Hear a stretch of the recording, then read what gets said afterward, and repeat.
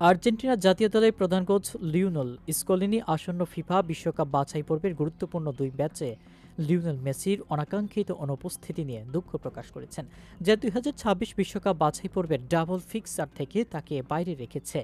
Uruguay ও ব্রাজিলের বিপক্ষে গুরুত্বপূর্ণ এই ম্যাচের আগে মেসি না থাকায় আল বিলেস্তেরা পরিকল্পনা কিভাবে পরিবর্তন করেছেন তাও ব্যাখ্যা করেছে স্কিলোনি।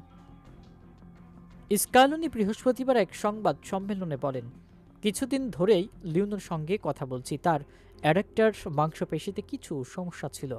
আমি এ বিষয়ে জানতাম। দুর্ভাগ্যবশত সে খেলতে পারছে না। এটা আমাদের জন্য বড় ক্ষতি। তবে দল আগের মতোই প্রতিদ্বন্দ্বিতা করবে। কঠিন প্রতিপক্ষের বিরুদ্ধে আমরা আমাদের সেরা খেলাটাই খেলব।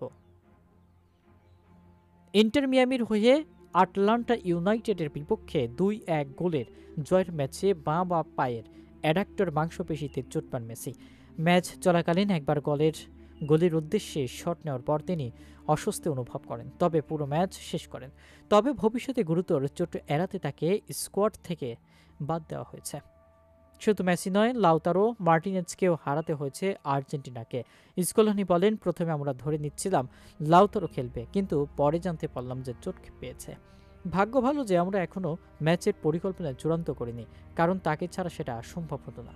আমরা তার দ্রুত সুস্থতা কামনা করছি, কারণ সে আমাদের জন্য গুরুত্বপূর্ণ একজন খেলোয়াড়।